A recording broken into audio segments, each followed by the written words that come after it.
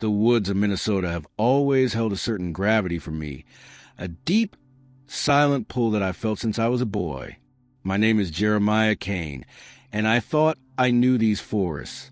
I'd hiked the Boundary Waters a dozen times, paddled the Gunflint Lakes under skies so vast they swallowed your worries whole, and camped in spots where the only company was a crackle of a fire and the distant howl of a wolf testing the wind. But this trip was different. At 42, with the weight of failed marriage pressing on my chest like a stone, I was seeking a solitude so profound it could silence the noise of my own head, the endless loop of arguments with Lisa, the echo of Max's paws on the hardwood floor that no longer greeted me at the door, the hollow ring of my apartment keys in a space that felt too big for one man. I found it, and then I found something else. Life in Minneapolis had worn on me like a dull blade, grinding away at the edges until what was left was a man who moved through his days on autopilot. The construction sites where I spent my weeks were a grind of fluorescent lights and the constant whine of power tools, foremen barking orders over the din of hammers and saws, the air thick with the scent of sawdust and diesel fumes. I'd come home to a one-bedroom apartment overlooking a parking lot, the kind of view that made you wonder if the world outside was just a concrete echo of the emptiness inside. Lisa had taken the dog, our loyal Labrador, Max, and the house in the suburbs, leaving me with memories of barbecues on the deck where laughter used to flow as freely as the beer and arguments that echoed like thunder in the living room, building the storms that left everything in ruins. "You love the woods more than people," she'd said during our last fight, her voice cracking like dry timber under the weight of finality. "Maybe that's why you're always gone." I'd nodded then, too tired to argue, too hollow to fight for what was already slipping away. The divorce papers came a week later, alimony statements arriving like monthly reminders of the life I'd lost, and I packed my gear that same night for a solo trip north, the kind of escape that had saved me before.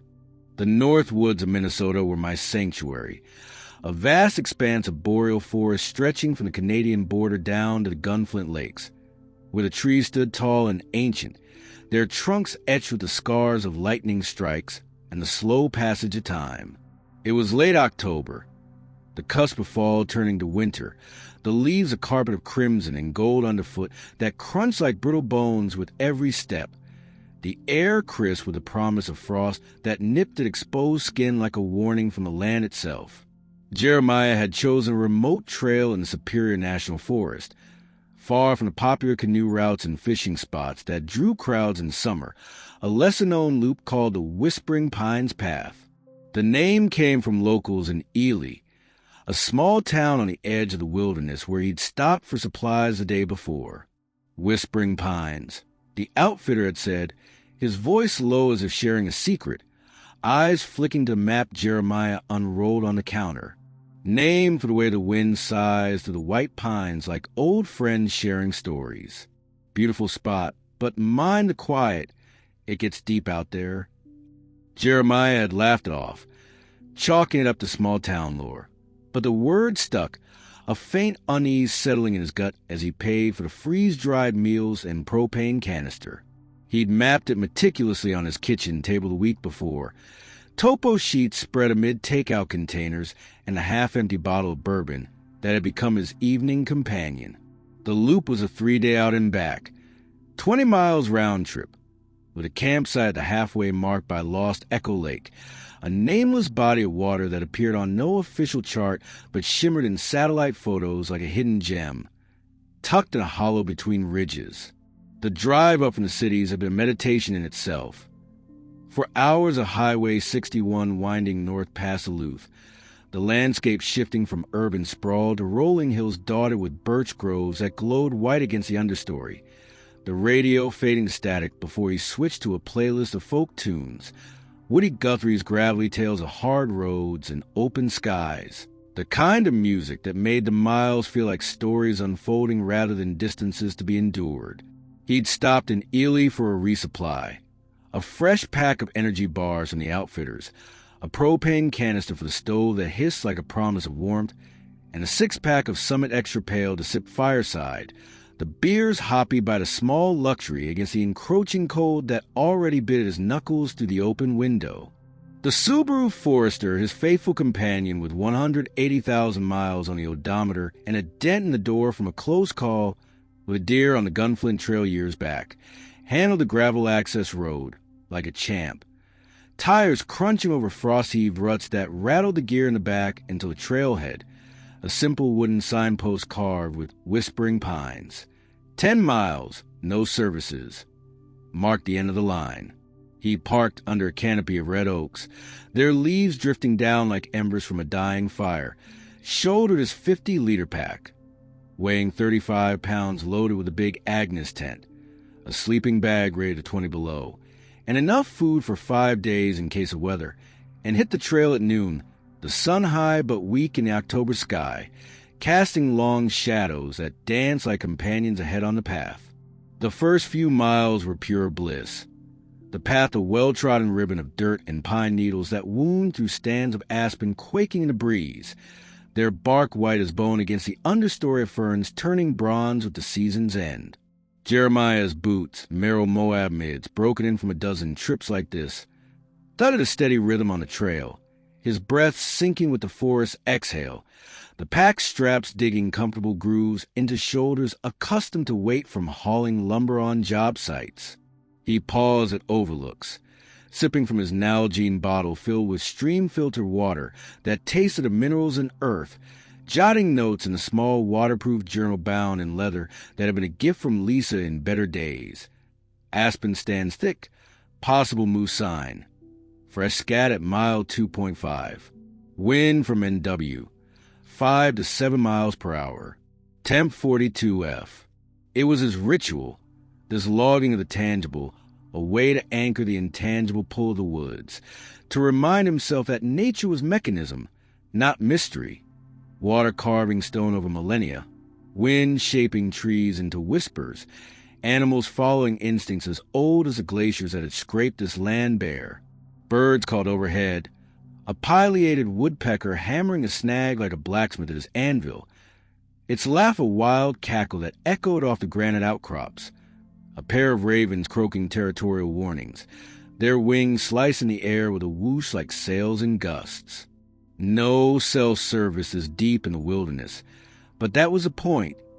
Disconnection as recharge, the world's noise left behind with the highway's rumble, the apartment's empty echo. By late afternoon, the trail dipped into a low saddle between ridges, the forest thickening to a cathedral of white pines whose trunks rose straight and true, 100 feet to crowns that filtered the sunlight to emerald shafts piercing the gloom below. The air cooled noticeably, carrying the faint, metallic tang of the lake ahead, and Jeremiah's pace quickened, sweat beading under his base layered despite the chill that nipped at his ears. Mile 8 brought the first hint of unease.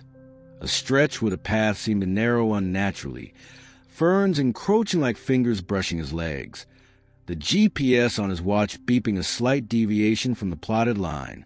He chalked up the underbrush overgrowth in the mile fall, pushing through with a grunt, the pack's weight shifting as he balanced over a root ball exposed like a gnarled hand reaching from the earth. The lake appeared suddenly around a bend, lost echo a mirror of slate-gray water hemmed by boulder-strewn shores, its surface still as glass save for the occasional ripple from a trout rising to snatch a late insect. The campsite was a perfect flat of pine duff 50 yards from the water, ringed by fallen logs for benches. A fire pit blackened from past use, the whole spot sheltered by a lean-to of boulders that blocked the northwest wind sweeping down from the border. Setup was muscle memory, honed from years of solo trips. The tent pitched in 10 minutes, the big Agnes copper spur a lightweight palace of nylon and aluminum poles. Stakes hammer home with the rubber mallet from the pack's side pocket. The rain flies snapped tight against the threat of evening showers. The MSR pocket rocket stove fired up on a flat rock by the shore, boiling water for a packet of Mountain House chili mac that steamed aromatic in the titanium pot, the scent mingling with wood smoke as he gathered deadfalls, dry branches snapping crisp underfoot, tinder fluff from punky logs stuffed in the fire ring to coax the flames. He ate cross-legged on a log, the meal hot and salty on his tongue, the journal open on his knee to log the day's banalities. Campsite prime, lake calm, no wind post-sunset. Possible wolf howl destiny at 1830. Supplies full, morale high. The sun dipped behind the eastern ridge early, painting the sky in strokes of lavender and indigo that bled into the black, stars pricking the fade like diamonds scattered on velvet. Jeremiah leaned back against his pack, a Summit Extra pail in hand. The beer's chill cutting the warmth of the fire, and let the quiet settle over him like a familiar blanket. The forest breath a slow inhale that matched his own, the world's clamor reduced to the crackle of flames and the lap of water on stone. Night came full dark by 7 p.m., the temperature plummeting to 28 degrees, frost etching the tent's rainfly in lacy patterns that glowed faintly in the headlamp's beam when he checked the guy lines. He banked the fire low, coals pulsing red like a sleeping heart beneath a layer of ash, and crawled into the tent, the zipper rasping against the night's hush like a whispered secret. The sleeping bag enveloped him in downy warmth, the inflatable pad beneath cradling his hips and shoulders against the uneven ground, the journal tucked under the pillow with its pen clipped to the cover, the flashlight clipped to the ceiling loop for midnight reads if sleep fled. Sleep tugged slow, the days miles heavy in his muscles, dreams flickering at the edges. Lisa's laugh on the deck on a summer evening, Max's tail thumping on the hardwood floor that no longer greeted him at the door, the river of Highway 61 flowing south like an escape denied. Then the sound began. It started subtle, around 11 p.m. by the watch's glow, a rustle in the underbrush, like leaves shifting under small feet, too deliberate for wind-whipped branches or the random scuffle of nocturnal creatures. Jeremiah stirred, eyes cracking open to the tense green glow from the flashlight's low beam, his breath fogging the air inside the nylon cocoon. He listened, prone in the bag, heart picking up a notch, the rustle circling the sight, clockwise slow and methodical, pausing at the fire pit where the coals still held a faint warmth, then at the log benches where he'd eaten his dinner, then at the shore's edge where the lake lapped soft against pebbles. Deer, probably, he muttered to himself, rationalizing the patrol as a small herd foraging for the last tender shoots before the hard frost, but the sound layered upon itself. A low chitter following the rustle, like squirrels chattering but pitched lower, throatier, overlapping in a murmur that built to whispers, words almost formed but dissolving to hiss on the wind. The whispers swelled, encircling the tent now, a dozen voices at least, some high as children's play in a distant yard, others gravel deep as elders' grumbles over coffee, the chitter rising to a chant that tugged at his ears like fingers brushing hair from his forehead in the dark. Panic's claw pricked faint at the base of his neck, but Jeremiah sat up slow, the sleeping bag rustling around him, and unzipped the vestibule flap with deliberate care, the nylon teeth parting with a sound that seemed too loud in the hush. The headlamp beam stabbed the dark like a lance, sweeping wide arcs that cut through the night, illuminating the campsite in stark white circles that bounced off the boulders and the lake's edge.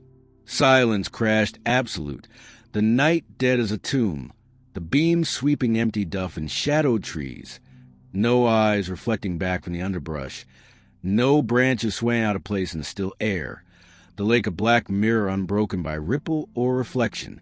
"What the hell?" he breathed, the words hanging in the cold, the beam circling the sight twice more, lingering on the fire pit where the coals had dulled to gray, the log benches untouched, the shore's pebbles ranked in perfect lines as if untouched by the night's visitors. Waited 5 minutes, then 10. The quiet pressing heavy on his chest like a weight he couldn't shift, ears ringing from the sudden void where moments before the air had thrummed with activity. Only then did he retreat, zipping the flap with hands that fumbled the nylon teeth, burrowing back into the sleeping bag's downy embrace, the journal clutched like a talisman under his pillow. Sleep had come in fits after that, haunted by the echo of those voices, low murmurs that formed no words but tugged at memory, high giggles that sounded too human for animals, a layered harmony that rose and fell like a song from some forgotten ritual, pulling him under into dreams where the trees leaned in close, their branches whispering his name. Dawn came gray and reluctant, the fog rolling off the lake like smoke from a doused fire, the site's pristine condition a slap in the face. No tracks in the duff beyond his own boot prints from the previous afternoon setup. The fire's coals dulled to gray without a single scuff, the log benches untouched as if the night's patrol had been a dream conjured from isolation and fatigue. Jeremiah emerged from the tent with a groan, the cold at 28 degrees biting deeper, his breath plumes that hung in the air like ghosts of unsaid prayers. The pack was shouldered with mechanical efficiency. The tent collapsed and rolled tight. Poles telescoped into their sleeve with clicks that echoed off the trees, the sleeping bag shaken out and stuffed into his compression sack, the pad deflated with a long hiss that mimicked the lake sigh. Breakfast was a hasty affair, a protein bar chewed without tasting, the chocolate coating waxy on his tongue, washed down with water from the Nalgene that he'd filtered from the lake the night before, the taste metallic from the Sawyer Squeeze's ceramic element. His journal was pulled last, the waterproof cover damp but intact, the pen's ink flowing thick in the cold as he scrawled the entry in a hand that slanted sharper than usual. Day 2. Fog lifting, this 50 yards. Auditory anomalies last night. Circling pattern, whispers/chitter. No visual on check. Possible coyote or owl echo. Proceed loop monitor. Rations 4 days full. The word stared back at him from the page, clinical and detached, a bulwark against the creeping unease that the woods were not just quiet, but watchful, peeling away layers of certainty with each rustle and whisper. He capped the pen, tucking the journal into the pack's top pocket beside the first aid kit stocked with bandages for the scratches from yesterday's bushwhack, the emergency whistle dangling from the zipper pulled like a talisman of last resort. The trail resumed east along the lake's northern shore, the ground rising gentle to a low esker glacial till, pines giving way to a mixed stand of birch and aspen were the leaves. Late holdouts from the warm fall rustled in a breeze that carried a faint, clean scent of snow on the wind from the northwest. Jeremiah's boots thudded steady, the pack riding high on the hip belt, sweat beading under the wool cap despite the 32-degree chill. The GPS watch beeped coordinates, plotting a straight line to the junction at mile 6. The app on his phone pulled for a signal check, bars mocking 0, showing the same. See? Last night was nothing, he muttered, pausing at a stream crossing to filter water. The Sawyer squeezed gurgling as it pushed lake source flow through ceramic, the bottle filling slow but sure. Mile 2 brought the first twinge. The trail dipping into a shallow draw where ferns grew thick, their fronds browning at edges, but still dense enough to brush his legs like insistent fingers. The GPS beat deviation, a 0.2 mile off track, but he pushed on, attributed to overgrowth from the mile fall. The draw climbed out to a bog boardwalk, planks laid over black water peat that bubbled faint methane, dragonflies hovering like tiny helicopters over the surface, their wings iridescent in the dappled light. Early for these guys, Jeremiah noted, journal pulled for a quick sketch. The boardwalk's weathered gray, the bog's emerald fringe, but the watch beeped again, coordinates circling back 0.5 miles, the lake's distant shimmer visible through trees to the west. No, he said, stopping dead. Compass out from the pack, the needle spinning lazy circles like a drunken fog, north of suggestion rather than direction. Panic's claw pricked sharper now, breath coming short, the pack suddenly leaden on shoulders. Calm, he coached, voice low, unzipping a side pocket for the topo map, unfolding on a stump of hands that fumbled the creases. The trail was marked clear. Esker to bog to ridge crest, dropping to the junction, but the landmarks looped. The draw's ferns too familiar, the boardwalk's first plank splintered same as yesterday's. He bushwhacked north, compass ignored, GPS ignored, plunging through aspen thicket, where branches snapped back like whips, thorns snagging fleece to draw blood in thin lines that burned. Half an hour of thrashing, sweat-soaking base layer, and the lake appeared again. Shoreline identical. The campsite smoke scar visible 100 yards through trees. The tent site flat and waiting like a trap sprung. Jeremiah dropped to knees, packed thudding beside. Hands raking hair, his laugh bubbled hysterical. "Loop! Fucking loop!" he gasped, the word echoing off the pines. The lake's surface mocking with calm. Rations flashed. For days full, but pushing had burned half a bar already. Water infinite, but morale ash. Rangers! Flare at dusk if no break, he decided. Journal entry scrawled shaky. Loop confirmed, 2-mile circuit. Compass/GPS fail. Magnetic anomaly? Ration strict. Cam monitor night 2. Afternoon turned to fortification. Perimeter cleared wider with branch drags for visibility. Lake water filtered to full Nalgene and collapsible bucket. The solar charger unfolded on south-facing rock. Panels sipping weak sun. The top to cam's battery to 100%. The Bushnell remounted higher on the pine.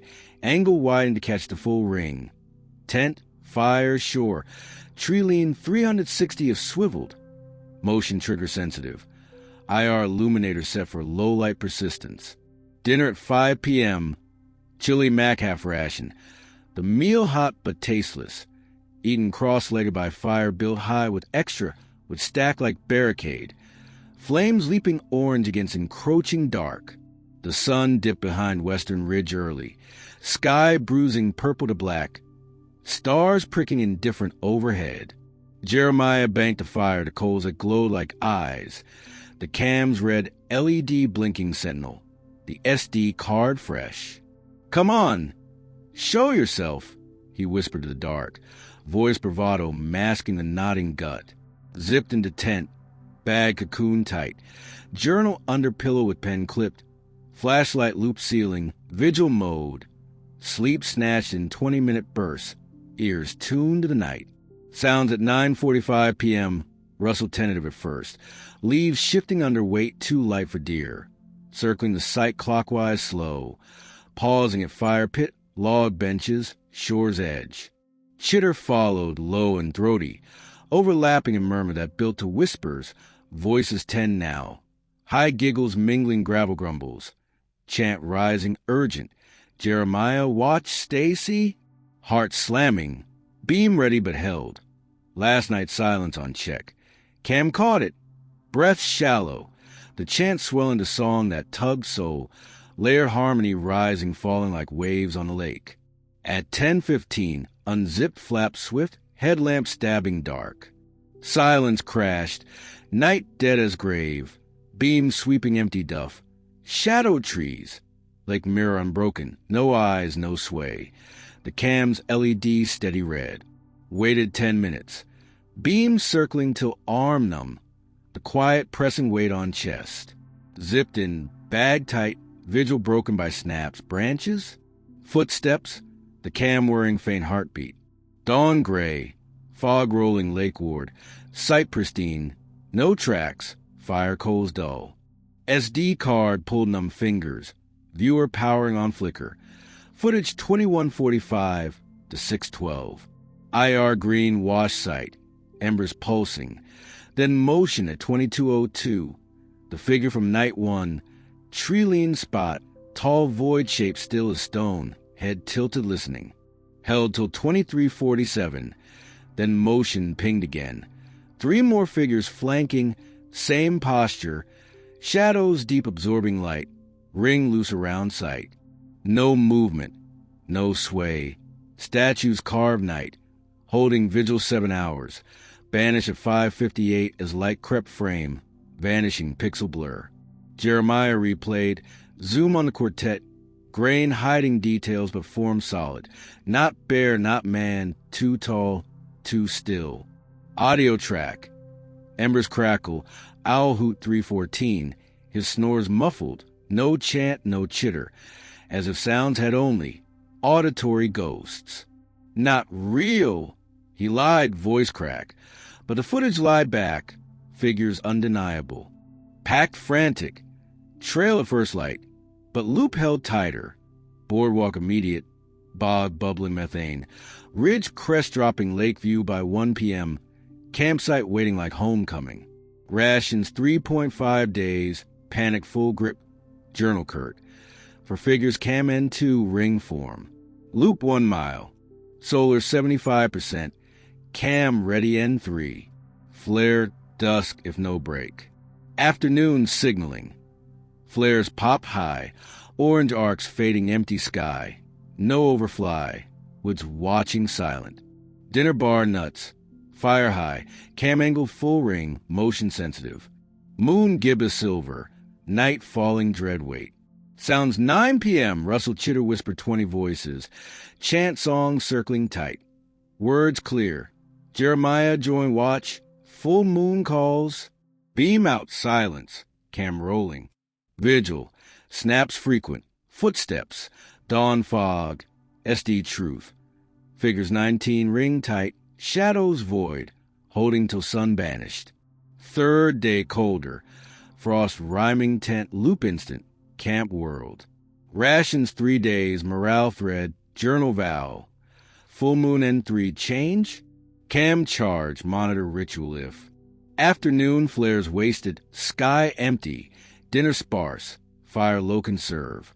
Moon rose full silver. Bathing sight ethereal. Sounds 8:30 symphony. Chant song 50 voices. Harmony pull trance. Beam out silence. Vigil broke snap branch. Footstep. Cam capturing. Dawn shocked SD. Figures 40. Ring close. Midnight motion. Shift still to dance. Cloak moon shadow IR green. Circling ritual steps. Arms raised. Mouse chant Mike Fain ethereal. 12:45 air fire pit shimmer. Portal oval swirling void. Stars winking distant eyes. Figures leaning. Tendrils shadow reaching. Sucked one by one. Slow first. Rush then. Last lingering 1 a.m. gaze tent vanished. Portal wink shut. Silence absolute. Pack trembling. Trail first light. No loop. Past straight trailhead noon. Subaru salvation. Drove south, never back. Cam SD clutch relic. Woods whisper rear view echo. Home cities, nights chant haunted, but never returned. Layers close opened. Full moon song warning respected silence. Jeremiah Kane shouldered his pack with the mechanical determination of a man who'd stared down falling beams and live wires on a dozen job sites. The 35-pound settling onto his hips like an old enemy that had decided to stick around for the long haul. The morning fog from Lost Echo Lake clung to the forest floor like a shroud, muting the world to shades of gray and green, the white pines looming tall and silent with their needles heavy from the night's frost. It was day 2 on the Whispering Pines path, and what should have been a straightforward push to the loop's midpoint had already begun to feel off. The trail's familiar rhythm disrupted by an unease that prickled the back of his neck like the first hint of a storm rolling in from Lake Superior. The sounds from a night before, the rustling, the chittering, the whispers that had circled his tent like a pack of ghosts testing the fences, lingered in his mind like smoke from a doused fire, faint but persistent, making every snap of a twig underfoot sound like an echo of something more. He broke in camp with the efficiency of habit. The Big Agnes tent collapsed and rolled tight in under 10 minutes. Poles telescoped into their sleeve with clicks that echoed too sharply in the hush. The sleeping bag shaken out of air on a low branch before being crammed into his compression sack. The inflatable pad deflated with a long hiss that seemed to sigh in sympathy with the lake's gentle lap against the shore. Breakfast had been a hasty ritual. A Cliff Bar and peanut butter flavor chewed without savoring. The nougat center dry as sawdust on his tongue, washed down with water from a Nalgene bottle he'd filled, and filtered from the lake the night before. The Sawyer squeeze doing its job with gurgle that pushed the cold, mineral tange flow through its ceramic element. The journal came next, its waterproof cover stiff from the damp. The pen's ink flowing sluggish in the 32-degree chill as he scrawled the entry in blocky letters that slanted just a bit, as if even his handwriting was tilting toward the unknown. Day 2. Fog lifting slow. This 50 yards. Auditory anomalies last night. circling pattern, whisper/chitter 23 at 23:15. No visual on check.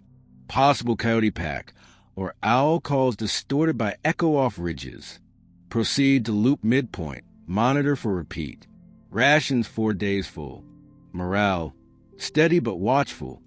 The words were his anchor, clinical and detached, a way to box the night's strangeness into something manageable, something that could be filed away as acoustic illusion or wildlife activity once he was back in cities with a hot shower and a stiff drink.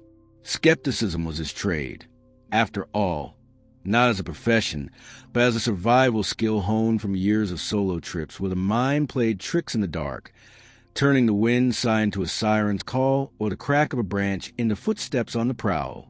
He'd chalked up the whispers to the wind shearing off the lake's surface, funneled by the ridges into a chorus that mimicked human voices. The chitter of squirrels, or perhaps a family of fisher cats foraging for the last berries before the hard freeze. No big deal. Just the woods being the woods. He capped the pen, tucking the journal into the pack's top pocket beside the first aid kit stocked with bandages for blisters and bug bites, the emergency whistle dangling from the zipper like a talisman he hoped he'd never need. Its shrill blast more likely to startle a moose than summon helped us deep in the backcountry. The pack rode high on his hips, the hip belt cinched tight. To distribute the weight, the shoulder straps adjusted for the long haul, his Merrow Moab mids gripping the duff with the traction of old friends. The trail resumed east along the lake's northern shore, the ground rising gentle to a low esker glacial till, a sinuous ridge of sand and gravel left by the receding ice sheets 10,000 years ago, now carpeted in a mix of birch and aspen that quaked in the faint breeze, their leaves a late-season holdout of gold and crimson against the encroaching evergreens. Jeremiah's boots thudded a steady rhythm, the pack sway syncing with his stride, sweat beading under the wool beanie despite the chill that nipped his ears and fingertips. The GPS on his Sunto watch beep coordinates every quarter mile, plotting a straight line to the loop's midpoint at mile 10. The app on his phone, pulled from the hip pocket for a signal check, bar stubbornly 0, mirroring the data with a digital nod. See? All good, he muttered to the empty air, pausing at a stream crossing the top off the Nalgene. The Sawyer squeezed doing its job with familiar gurgle as it pushed the lake source flow through its ceramic filter, the bottle filling slow but sure with water that tasted of clean stone and faint minerals. Mile 2 brought the first twinge of doubt, subtle as a hairline crack in concrete. The trail dipping into a shallow draw where ferns grew thick and shoulder-high, their fronds browning at the edges but still dense enough to brush against his legs like insistent fingers, the undergrowth closing in tighter than the topo map suggested. The GPS beeped a slight deviation, 0.2 miles off the plotted line, but Jeremiah pushed on, attributing it to seasonal overgrowth from the mildfall, the fern's tendrils snagging at his cargo pants like they were reluctant to let him pass.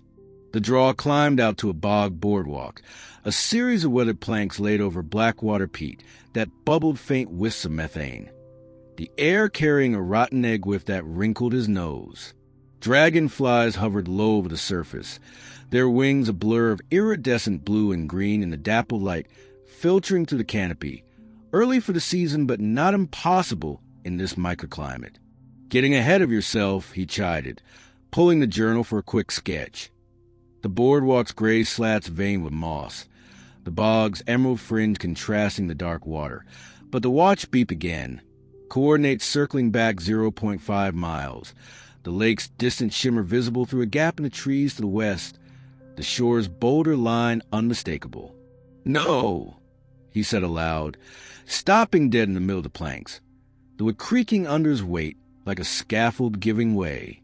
Panic's claw pricked sharper now, breath coming short and shallow, the pack suddenly leaden on his shoulders as if the forest had added invisible weight to his load. "Calm down," he coached himself, voice low and steady, the construction foreman's tone he used on green hands who froze on high beams. He unzipped the side pocket for the topo map, unfolding it on a stump beside the boardwalk with hands that fumbled the creases just a bit, the paper crinkling loud in the hush. The trail was marked clear as day. Esker to bog to ridge crest, dropping to the junction at mile 6 where the loop would turn west for the return. But the landmarks looped back on him. The draws ferns too familiar in their density. The boardwalk's first plank splintered in the exact same spot as yesterday's, the bog's methane bubbles rising in the same lazy clusters. He bushwhacked north from the end of the planks. Compass ignored for gut instinct. GPS silence with a slap of the wrist.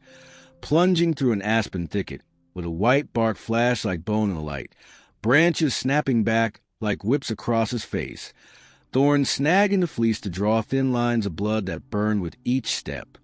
Half an hour of thrashing left him panting, lungs burning from the effort in the thinning air, arms scratched raw, welts rising red and angry under the sleeves, sweat beading cold on his brow despite the 30-degree chill that nipped at every exposed inch of skin. The pack bounced against his back with each labored step, the straps chafing shoulders accustomed to weight, but not this frantic pace.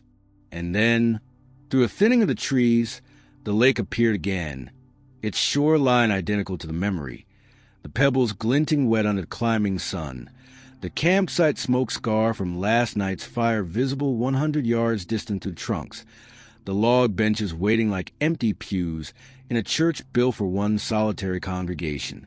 Jeremiah dropped to his knees in the duff, the pack thudding beside him like a body fallen from a height, hands raking through his hair as a laugh bubbled up hysterical, teetering on the edge of the sob that caught in his throat like a fishbone lodged deep. "Loop! Fucking loop!" he gasped, the word swallowed by the woods that watched with an indifference that felt deeply personal. Birdsong absent as if the avians had been briefed and excused from the scene, the wind stilled to a hush that amplified the pounding of his pulse in his ears like a war drum calling retreat. Rations flashed through his mind like a ledger balanced in blood-red ink. 3 days full if he stuck to the schedule, but the morning's push had burned another quarter of a bar already. The trail mixed down to a palmful of raisins and almonds that tasted of dust and defeat. Water was the one mercy left.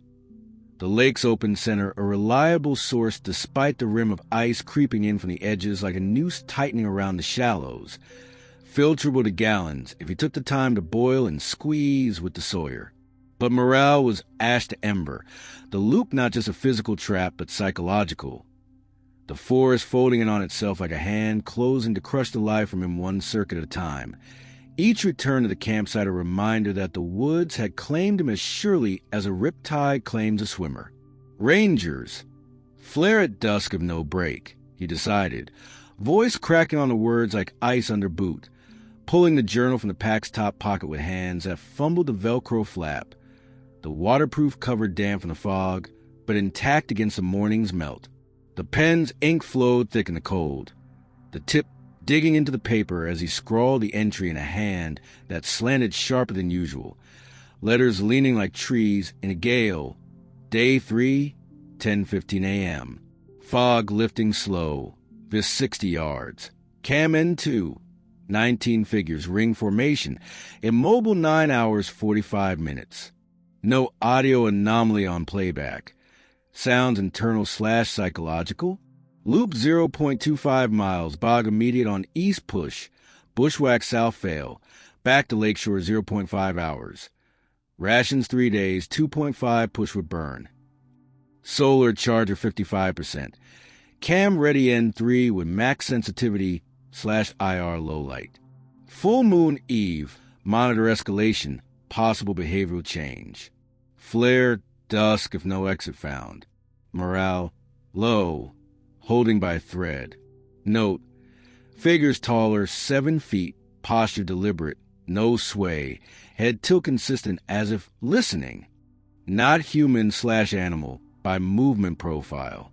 The words stared back on the page, clinical and detached in their bullet point precision, a bulwark of logic against the creeping dread that the woods were not just lost but actively losing him, peeling away layers of certainty with each circuit of the loop. Each review of the green-tinted footage that showed things his eyes had missed in the dark. He capped the pen with a snap that echoed too loud off the trees, tucking the journal beside the first aid kit in the pack's top pocket. The emergency whistle dangling from the zipper pulled like a talisman of last resort, its shrill blast unlikely to pierce whatever veil held him captive in this half-mile hell. The pack was shouldered again, the weight settling familiar on hips and shoulders. The hip belt cinched one notch tighter to counter the burn in his quads from the morning's futile thrash through the thicket. Afternoon bled into a siege mentality, the hours marked by tasks that bought time against the inevitable. The perimeter of the campsite cleared wider with dragged branches forming a crude windbreak that doubled as visibility aid. The circle now 40 yards across. Visibility pushed to 50 yards in the thinning fog. Lake water was filtered in batches. The collapsible bucket filled from the open center where the surface remained liquid despite the rim of ice creeping in from the edges like a noose tightening. The Sawyer squeezed gurgling as it pushed the cold flow through its ceramic element, filling the Nalgene and a spare bottle to brims that sloshed with each movement. The solar charger was unfolded on a south-facing rock, its panel angled to sip what little sun penetrated the high clouds, the battery pack climbing slow to 65%. Enough for another full night on the cam. The IR illuminator set for extended low-light mode to capture detail in the green wash, motion trigger dialed to maximum sensitivity to ping even the subtlest shift in air or shadow. Dinner came early at 4 p.m. The chili mac packet half rationed to stretch the supplies. The freeze-dried meal boiled on the MSR stove with lake water that steamed aromatic but turned to ash on his tongue. The cheese powder clumping in the cold as he ate cross-legged by the fire pit. The flames built high with extra wood stacked like a barricade against the encroaching dusk. The blaze leaped orange and gold, casting flickering shadows that danced on the tense nylon like phantoms at a feast. The heat a brief reprieve against the dropping temperature that nipped at his fingertips and the tips of his ears.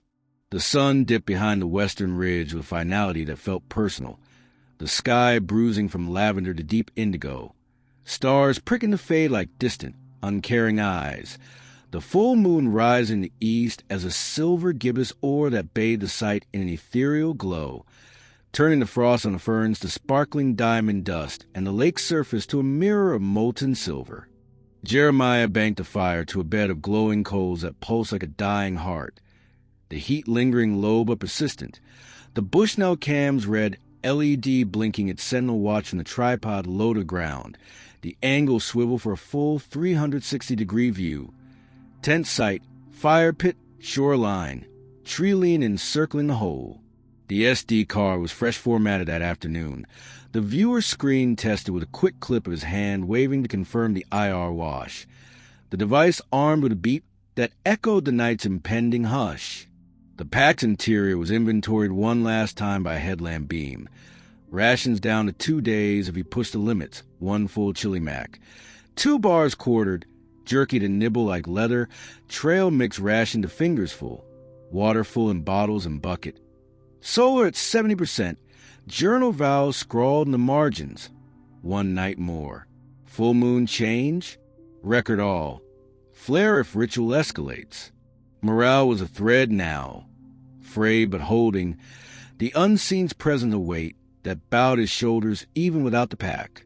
Zipped into the tent at 8 p.m., the bags down cocooning him tight against the chill that seeped through the nylon like fingers probing seams. The flashlight clipped to the ceiling loop, casting a warm pool of light on the journal's last page. The pen's cap chewed between teeth as he waited. The full moon's light filtered through the rainfly in silver patches that shifted with the branches' sway.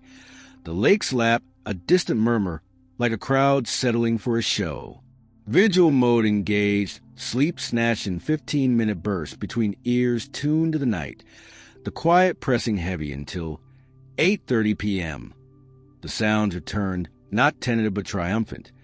The rustle of leaves under small feet circling the site in a clockwise patrol that tightened with each lap, pausing the fire pit to stir the coals with invisible prods, the log benches to tap like drums, the shore's edge to ripple the water with dips that sent concentric rings across the moon's reflection.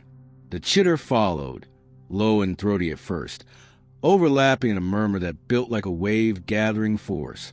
Voices 30 strong now. High-pitched giggles mingling with gravel-deep grumbles that rumble like thunder trapped in throats too small to contain it. The chant rose urgent from the murmur, words forming clear for the first time in the moon's glow, layered in a harmony that tugged at the soul like hooks in flesh. Jeremiah, full moon, Ceus, join the circle, the deep calls. Ritual begins, balance restores. Witness the gate. Open the way. Heart slamming against his ribs. Jeremiah fumbled the headlamp from the loop, beam ready in fist, but held. The cam catches. Last night's proved it. Breath shallow and ragged. The chant swelling to a song that filled the air with vibration. The layered harmony rising and falling like waves crashing on the lake's shore, pulling him toward a flap with a force that made his fingers itch for the zipper. At 9:15, he couldn't hold, unzipping the flap swift and silent. The nylon teeth parting with a rasp that cut the song like a knife. The headlamp's beam stabbing the dark in a wide arc that swept the sight from fire to tree-lean to shore.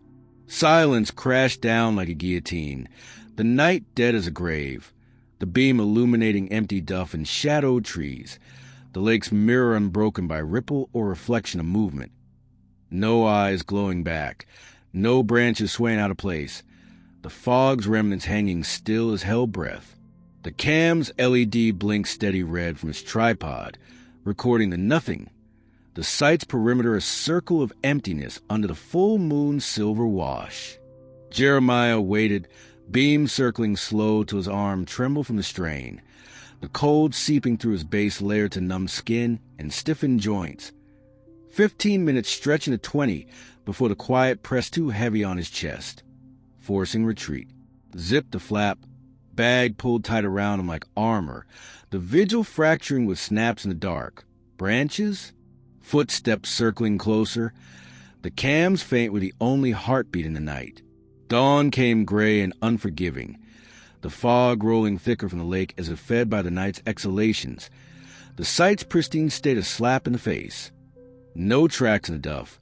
The fire's coals dulled to gray, the log benches untouched, the shore's pebbles ranked in perfect lines as if raked by invisible hands. Jeremiah emerged shaking, the cold at 20 degrees biting deeper, his breath plumes that hung in the air like ghosts of unsaid prayers. The SD card was pulled from the cam with numb fingers that fumbled the slot twice, the viewer powering on with flicker that lit his face green in the gloom, the footage loading slow. 20:30 to 6:45. IR wash turning the site to a monochrome world of shadows and shapes. Motion at 21:02. The figure from the first night, rooted at the tree-lean spot under the jack pine, tall void shape still as carved obsidian, head tilted in that eternal listening pose, the posture defying the wind's faint sigh through the branches. Held till 22:45, then pings cascaded. 10 more figures flanking it, postures mirrored in perfect symmetry, shadows deep enough to absorb the IR light, forming a loose ring around the site that encompassed the tent, fire, and half the shore. No movement, no sway to the forms, statues hewn from the night itself, their edges frayed like smoke caught in a draft. The tallest is 7 feet, the shortest perhaps 5, all humanoid in proportion, but wrong in a way they defied gravity and breath. No rise, fall of chest, no blink or shift to betray life. The ring tightened incrementally over hours, figures inching closer in sub-millimeter shifts that triggered the motion sensor every few minutes. The cam's log filling with pings that clustered at 2 a.m., the chance peak in his memory, but silent on audio, only the embers crackle and an owl's hoot at 4:21 breaking the void, his own snores muffled from the tent like a fool's serenade. At 6:02, with the first gray light creeping into the frame from the east, the figures began to fade, one by one. Started with the outermost, their forms blurring to pixel noise before vanishing entirely. The ring dissolving like mist burned by sun. The site empty by 6:45 as the fog rolled in to claim the vacuum. Jeremiah replayed the segment 5 times, zooming on the cluster at 2 a.m., the grain hiding details but revealing the deliberate placement. No random scatter, but a formation that suggested intent. The figures' heads all turned inward toward the tent, as if drawn by the man's ragged breathing or the beat of his heart. Not real, he lied to the empty air, voice cracking on the words. But the footage lied back in its unblinking green truth. The figures undeniable, their stillness a mockery of life, the ring and noose drawn slow. The audio track was damning in its emptiness. Embers crackling to ash, the owl's solitary call, his snores a rhythmic rumble. No chant, no chitter, no whispers layered in harmony. As if the sounds had been conjured from the recesses of his mind, auditory phantoms tailored to his fears, psychological warfare from a forest gone mad, packed with frantic efficiency. The tent down in 5 minutes. Poles snapped into sleeves, the bag shaken and stuffed, the pad deflated with a hiss that echoed the lake's sigh. The pack shoulder at 7:15 a.m., the weight 25 pounds now, lighter by the morning's bar, but heavier with the SD's burden. The hip belt cinched to bite into hips. East hard, Jeremiah vowed, voice low but edged with steel, the compass north in fist, the watch's GPS reset with a prayer to gods of circuits. The path started the same, depression engulfed to the stream crossing where water gurgled over stones slick with new ice. The filter dipped quick for a top-off, the Nalgene glugging full as he scanned the bank for the Esker's rise, the ridge that promised junction and escape. But at 0.1 miles, the twist came immediate, the ground leveling flat, ferns yielding a bog peat that bubbled methane under boot, the boardwalk's first plank splintered gray materializing from fog like a trap sprung. No, no, no, Jeremiah growled, halting mid-stride, the pack's weight pulling him off balance as he yanked the watch to eye level, coordinates spiraling in a 0.25-mile radius tighter than yesterday, the phone app beeping confirmation of the loop with bars still mocking zero. The boardwalk stretched 40 yards now, planks weathered and treacherous, the black water on sides still as oil, reeds poking drowned fingers from surface. Veered off end, plunging aspen thicket south, branches whipping face, arms lashes sting.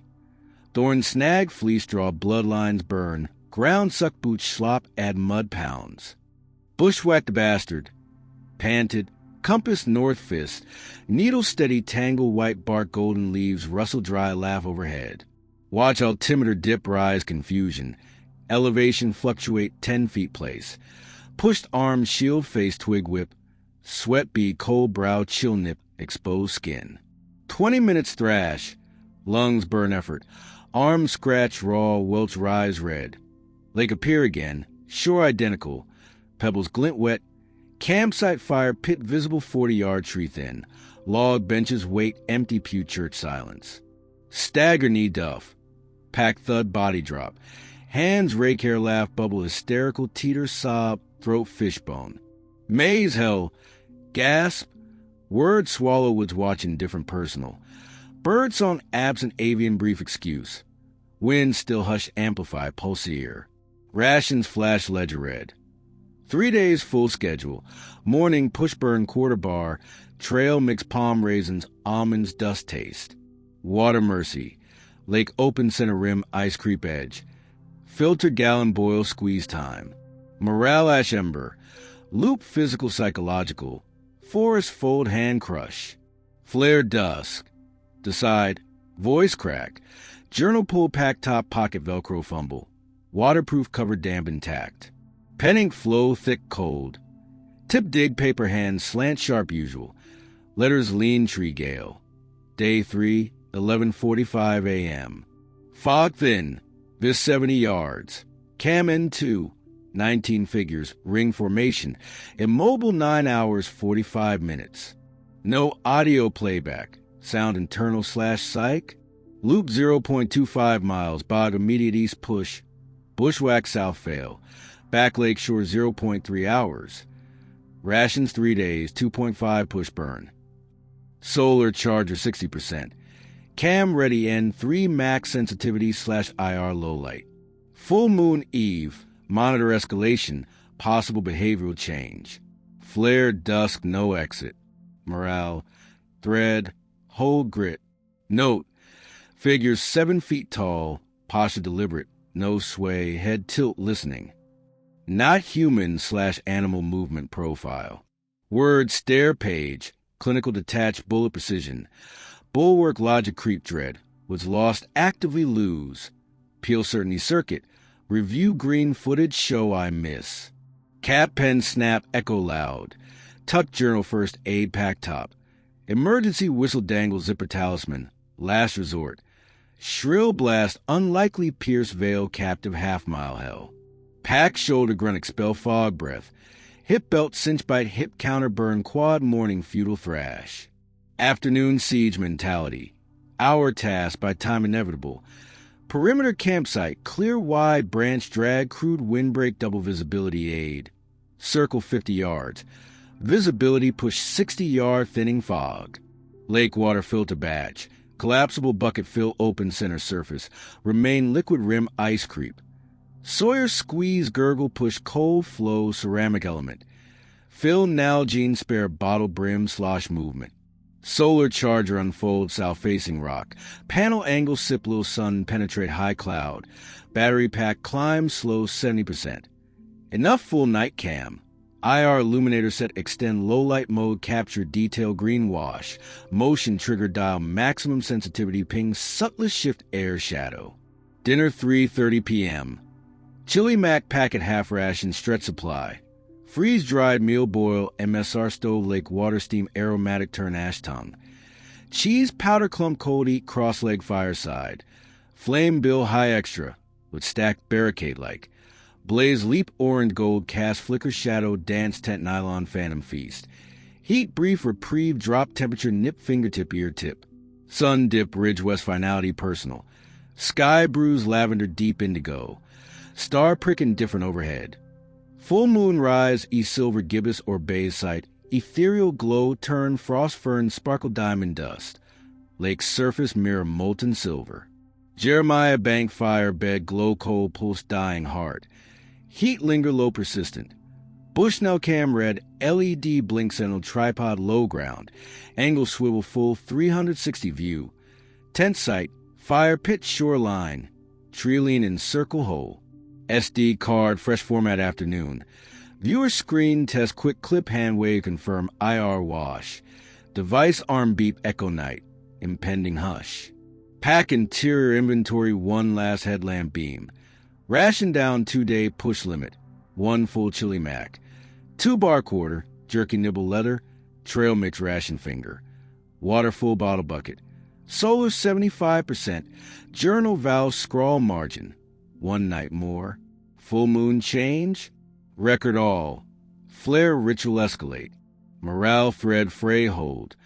Unseen presence weight bow shoulder without pack. Zip tent 7:45 p.m. Bag down cocoon tight. Chill seep nylon finger probe seam. Flashlight clip ceiling loop cast warm pool light journal last page. Pen cap chew teeth weight. Full moonlight filter rain fly silver patch shift branch sway. Lake lap distant murmur crowd settle show. Vigil mode engage. Sleep snatch 10-minute burst ear 2 night symphony silence.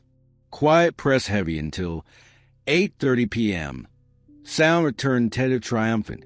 Russell leaf small foot circle sight clockwise patrol titan lap. Pause fire pit stir coal invisible prod. Log bench tap with drum. Shore edge ripple water dip concentric ring moon reflection. Chitter low throaty first. Overlap murmur build wave gather force. Voice 40 strong now. High pitch giggle mingle gravel deep grumble rumble thunder trap. Throat small contain. Chant rise urgent murmur. Word form clear first time moon glow. Layer harmony tug soul hook flesh. Jeremiah. Full moon. See US join circle. Deep call. Ritual begin. Heart slam rib. Jeremiah fumble headlamp loop. Beam ready fist hold. Cam catch. Last night prove. Breast shallow ragged. Chant swell song fill air vibration. Layer harmony rise fall wave crash lakeshore. Pull toward flap force finger itch zipper. 9:15 p.m. can't hold. Unzip flap swift silent. Nylon tooth part ras cut song knife. Headlamp beam stab dark wide arc sweep sight fire Trilene shore. Silence crash guillotine. Night dead grave. Beam illuminate empty duff shadow tree. Lake mirror unbroken ripple reflection movement. No I glow back. No branch sway place. Fog remnant hangs still held breath. Cam LED blink steady red tripod. Record nothing. Sight perimeter circle emptiness full moon silver wash. Jeremiah wait. Beam circle slow arm tremble strain. Cold seat base layer numb skin stiff joint. 20-minute stretch 30 quiet press 2 heavy chest. Force retreat. Zip flap. Bag pull tight armor. Vigil fracture snap dark. Branch. Footstep circle closer. Cam faint where only heartbeat night. Dawn gray unforgiving. Fog roll thicker lake feed night exhalation. Sight pristine state slap. No track duff. Fire cold dull gray. Log bench untouched. Shore pebble rank perfect line raked invisible hand.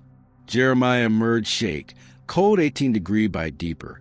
Breath plume hang air ghost unsaid prayer. SD card pull cam numb finger fumble slot 3. Viewer power flicker lit face green gloom. Footage load slow. 2030 to 715. IR wash turn sight monochrome world shadow shape. Motion 2102. Figure first night. Root Trilene spot jack pine. Tall void shape still carve obsidian. Head till eternal listening pose. Posture defy wind faint sigh branch. Hold till 2330. Ping cascade. 20 more figure flank. Posture mirror perfect symmetry. Shadow deep absorbed by our light. Form loose ring sight encompass tent fire half shore. No movement. No sway form.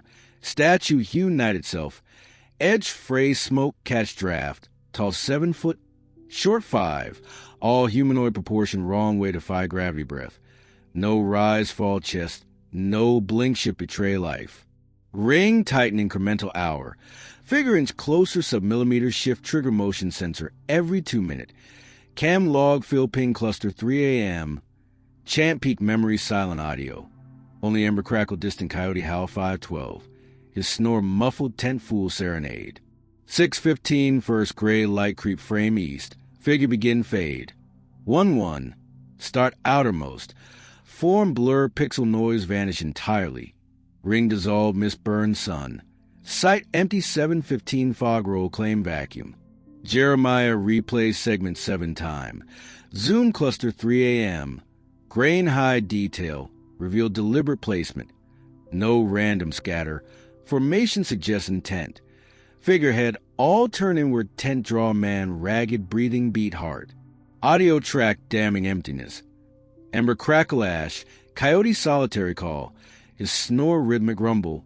No chant, no chitter, no whisper layer harmony. Sound conjure internal. Auditory phantom Taylor fear. Psychological warfare forest gone mad. Jeremiah eject SD numb finger. Slip Ziploc predecessor. Viewer screen powered down soft beep. Not real. Lie empty air. Voice crack word. Footage lie back on blinking green truth. Figure undeniable. Stillness mockery life. Ring noose draw slow. Pack frantic efficiency. Tent down 4 minute. Pole snap sleeve. Bag shake stuff. Pad deflate as echo lake sigh. Pack shoulder 7:50 a.m. Weight 23 pound now. Lighter morning bar heavier SD burden. Hip belt cinch bite hip. East hard. Vow. Voice low edge steel. Compass pack lid consult one last. Needlepoint true north despite spin previous day. Perhaps anomaly localized trail. Magnetic quirk bog peat throw electronic spare analog steel. Past start familiar. Depression duff stream crossing water gurgle stone slick new ice. Filter dip quick top off. Nalgene glug full skin opposite bank esker gentle rise. Ridge promise junction escape. But 0.02 mile. Twist immediate. Ground level flat instead climb. Fern yield bod peat bubble methane under boot sole. Boardwalk first plank splinter gray materialized fog apparition. No! No, no, no, no. Jeremiah growl. Halt mid-stride. Pack weight pull off balance yank watch eye level. Coordinate Spiral Madden 0.25-mile radius tight yesterday. Phone app beep confirmation loop bar still Mach 0. Boardwalk stretch 25-yard now. Plank with a treacherous. Blackwater side still oil. Reed poke drown finger surface. Veer off end. Plunge aspen thicket east. Branch whip face arm lash sting. Thorn snag fleece draw bloodline burn. Ground suck boot with slop add pound mud stride. Bushwhack bastard. Pant. Compass north fist. Needle steady tangle white bark golden leaf. Rustle dry laugh overhead. Watch altimeter dip rise confusion. Elevation fluctuate 6-foot place. Push arm shield face twig whip. Sweat bead cold brow chill nip exposed skin. 10-minute thrash. Lung burn effort. Arm scratch raw welt rise red. Lake appear again. Shore identical. Pebble glint wet. Campsite fire pit visible 20-yard tree thin. Log bench weight empty pew church silence. Stagger knee duff. The third day dawned with cold that seeped into Jeremiah Kane's bones like water into cracked stone, the kind of chill that no fire could fully drive out, lingering in the marrow as a reminder that the North Woods didn't forgive or forget. The sun struggled to assert itself, hanging low and pale behind a veil of high cirrus clouds that streaked the sky like the faint scars of old wounds, the light filtering down to the campsite in thin, hesitant shafts that barely warmed the frost-rimed duff. Jeremiah stirred in his sleeping bag, the down fabric stiff and clammy against his skin from the night's condensation, his body a map of aches etched from 2 days of futile thrashing in fitful sleep. Shoulders knotted from the pack's relentless bite, legs cramping from the awkward curls on the thin pad, his neck stiff from hours of craning to listen to the tent walls for the sounds that had become predictable as the sunrise. The air inside the tent was thick with the stale reek of unwashed sweat and the faint, underlying metallic tang of the lake water he'd boil for dinner. The nylon walls beaded with droplets that dripped slow from the ceiling seemed like the tears of a witness too weary to cry. He lay there for a long moment, breath shallow and ragged, the watch on his wrist reading 6:47 a.m. by the digital glow. The date October 28 blurring in the dimness. The fog from Lost Echo Lake had not fully lifted, clinging to the low ground in pockets that muted the world to shades of gray and muted green, the white pines standing tall and unmoving with their needles heavy from the night's frost, their branches bowed as if bearing the weight of unseen watchers. The campsite lay in deceptive tranquility, the fire pit a crater of grayish dusted with a light skim of snow that had fallen sometime in the small hours, the log benches half buried in the duff that looked undisturbed. The lake shore a straight line of pebbles and reeds that lapped gently at the water's edge with a sound like distant applause from an audience that had long since left the theater. No tracks marred the ground. No paw prints from curious raccoons foraging for the last berries. No boot scuff from phantom hikers who'd wandered too close. No sign of the things that had stood vigil in the night vision footage. They're tall, still forms ringing the sight like silent judges in a trial without jury or mercy.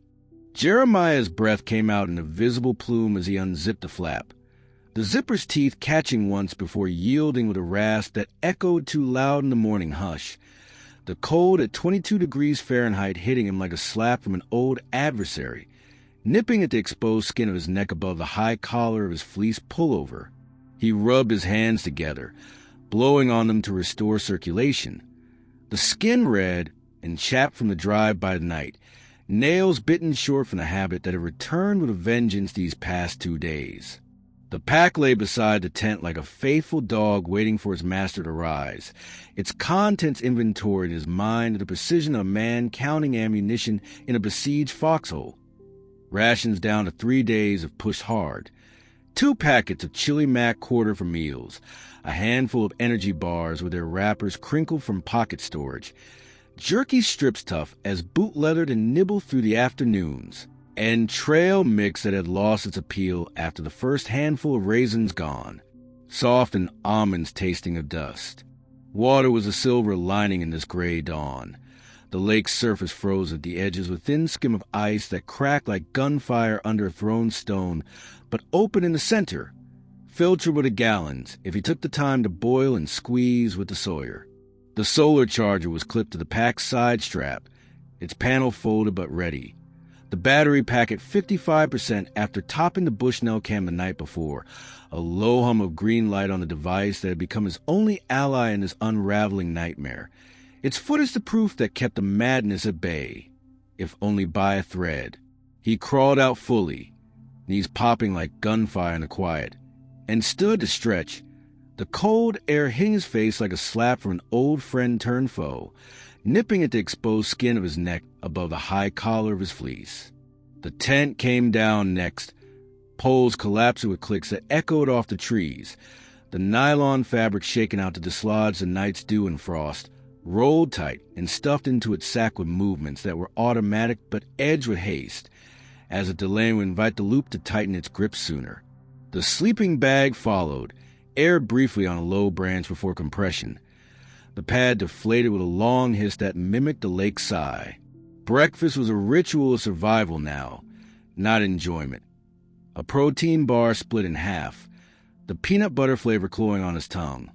Chewed slow to make it last, washed down with water from the Nalgene that he'd boiled and filtered the night before, the taste flat and metallic from the ceramic element. The journal was pulled last, the waterproof cover damp but intact. The pen's ink flowing thick in the cold as he scrawled the entry in a hand that slanted sharper than usual. Day 3. Fog persistent. Missed 40 yards.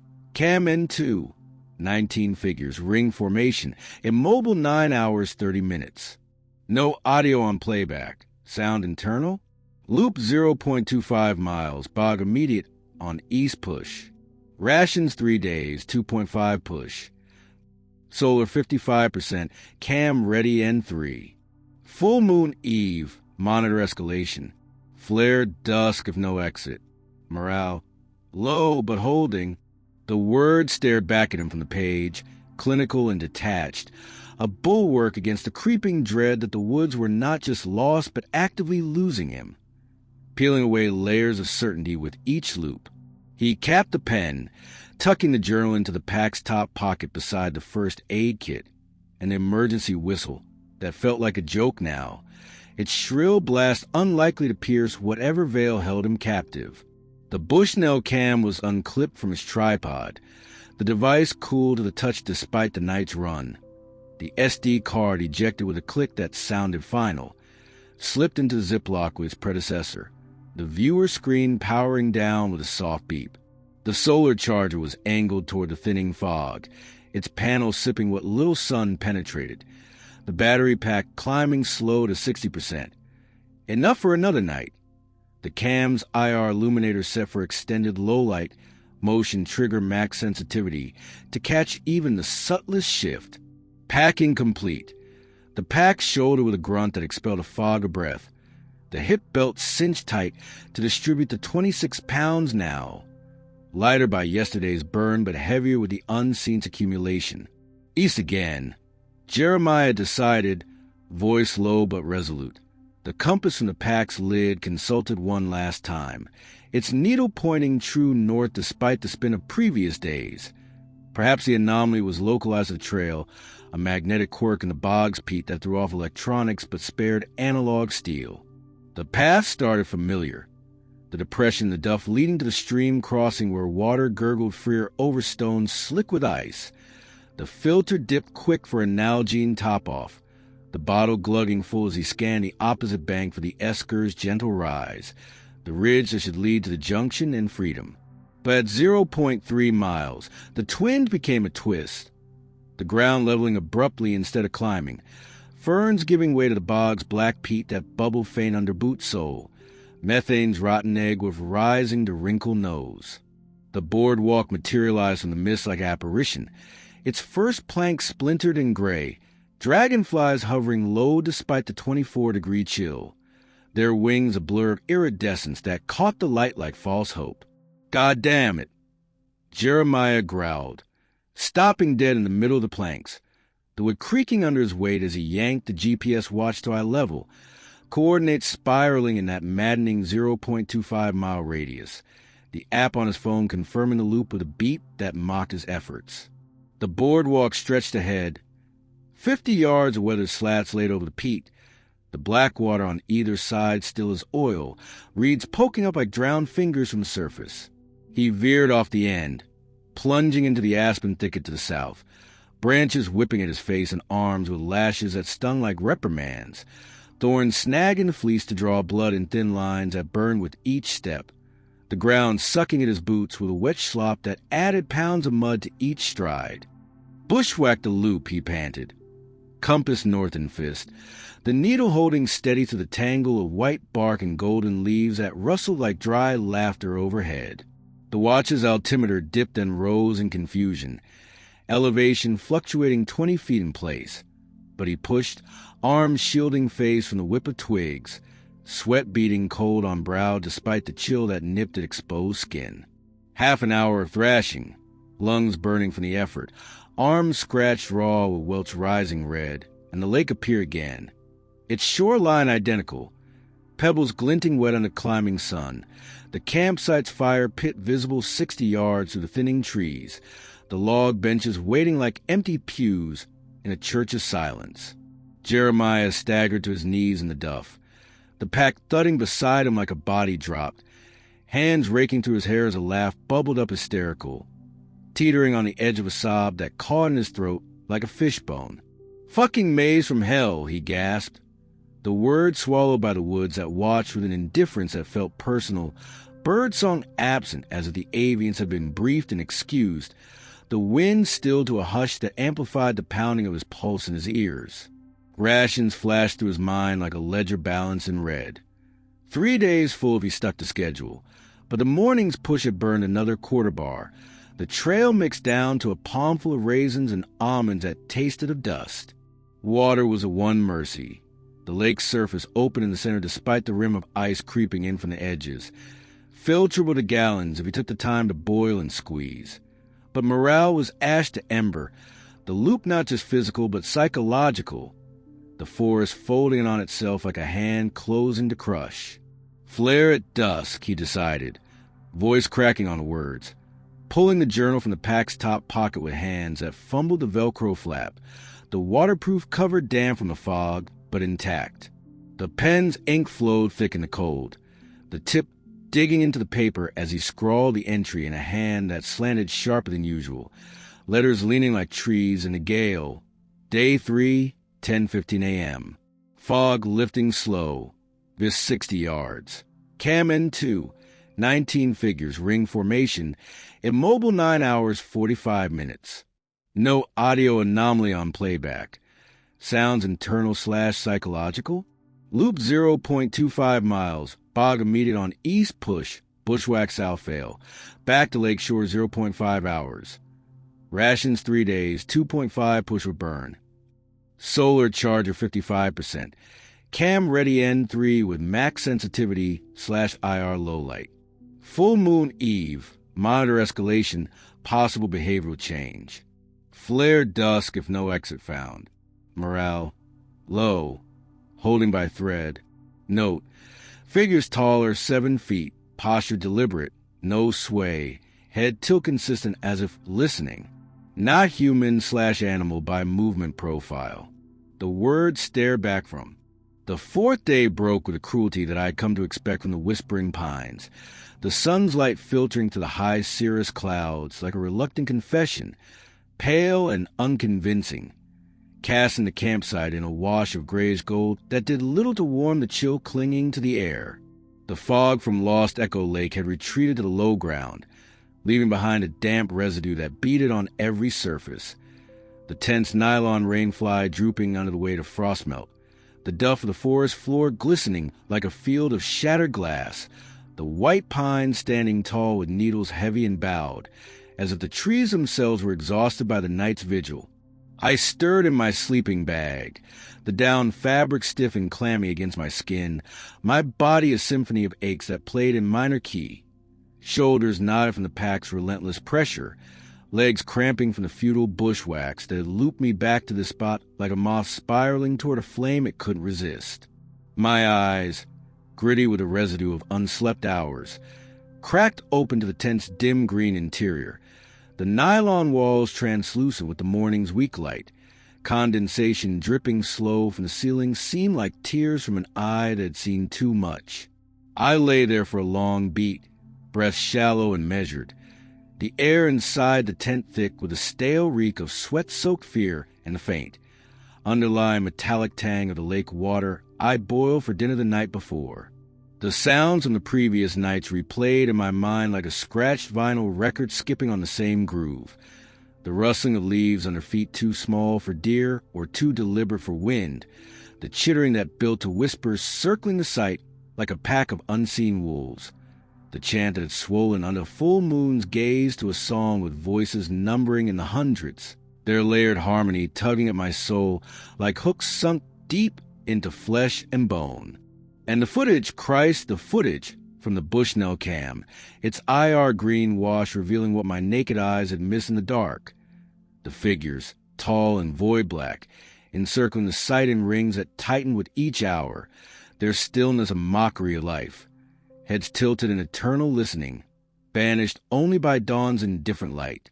No audio on playback, no chant captured in the mixed tinny record, just the crackle of embers dying to ash and my own muffled snores from the tent. As if the sound had been conjured from the recesses of my mind, auditory phantoms tailored to my deepest fears, psychological barbs from a forest that had gone not just mad but malevolent. Rise and grind, I muttered, the old construction site mantra, a lifeline thrown at myself in the rising tide of despair, forcing my body to obey as I unzipped the flap with fingers that felt thick and clumsy from the cold, the zipper's teeth catching 3 times before yielding with a rasp that echoed too loud in the morning hush. The temperature had plummeted to 10 degrees overnight, the kind of cold that cracked lips and stiffened joints before the first sip of coffee, the frost on the duff sparkling like ground glass under the sun's weak assault, the lake's shore line of pebbles locked in rime that crunched under my boot as I stepped out. The campsite lay in frozen stasis, the fire pit a crater of grayish rimmed with ice that glittered like diamonds in a beggar's crown, the log benches half buried in a skim of snow that had fallen in the small hours, the white pines standing tall and unmoving, their needles heavy with frost that weighed the branches like burdens too long carried. My breath came out in a visible plume, each exhale a small cloud that dissipated slow in the still air, the cold nipping at my fingertips as I rubbed my hands together, the skin red and chapped from the dry bite of the night, nails bitten sure from the habit that had returned with a vengeance these past days. The pack lay beside the tent like a faithful dog waiting for its master to rise, its contents inventoried in my mind with the precision of a man counting bullets in a besieged foxhole, rations down to 2 days of pushed hard, 1 full packet of chili mac quarter for meals, 2 energy bars half for mornings, jerky strips tough as boot leather to nibble through the afternoons, and trail mix that had lost all appeal after the first handful of raisins gone soft and almonds tasting of dust. Water was a silver lining in this gray dawn, the lake's surface open in the center despite the rim of ice creeping in from the edges like a noose tightening, filterable to gallons if I took the time to boil and squeeze with the Sawyer. The solar charger was clipped to the pack's side strap, its panel folded but ready. The battery pack at 75% after topping the Bushnell cam the night before, a low hum of green light on a device that had become my only ally in this unraveling nightmare. Its foot is the proof that kept the madness at bay, if only by a thread. I crawled out fully, knees popping like gunfire in the quiet, and stood to stretch, the cold air hitting my face like a slap from an old friend turned foe, nipping at the exposed skin of my neck above the high collar of my fleece pullover. Breakfast was survival, not sustenance. The last eighth of a protein bar chewed without tasting, the chocolate coating waxy and flavorless on my tongue, washed down with water from the Nalgene that I boiled the night before, the taste flat and chlorinated from the purification tabs I'd added as backup to the filter. The journal came next, the waterproof cover stiff with frost that melted the damp spots under my thumb, the pen's ink flowing sluggish in the cold as I scrawled the entry in a hand that slanted sharper than usual, letters leaning like trees in a gale. Day 4. Cold to 10F overnight, frost heavy. Cam N3. 50 figures, ring tight. Immobile 11 hours. No audio, internal confirmed. Loop 0.05 miles. Bog immediate on all push, bushwhack fail. Rations 2 days, 1 push. Solar 75%. Cam ready N4. Full moon night March 3rd. Ritual peak. Flared dusk of gate opens. Morale, frayed, fire low. The words stare back on the page, their clinical bullet point precision a thin veil over the dread that coiled in my gut like a snake waking from hibernation. The forest not just trapping me, but toying with me. The loop a game where the rules change with the light. The figures a jury delivering verdict in silence. I capped the pen with a snap that echoed off the trees like a judge's gavel, tucking the journal beside the first aid kit in the pack's top. The emergency whistle dangling from the zipper pulled like a talisman of last resort, its shrill blast a cry unlikely to pierce the veil that held me captive in this shrinking circle of hell. The pack was shouldered again, the weight settling familiar on hips and shoulders. The hip belt cinched 1 notch tighter to bite into my hips, countering the burn in my quads from the previous day's futile thrash through the thicket. Afternoon bled into a siege mentality, the hours marked by tasks that bought time against the inevitable.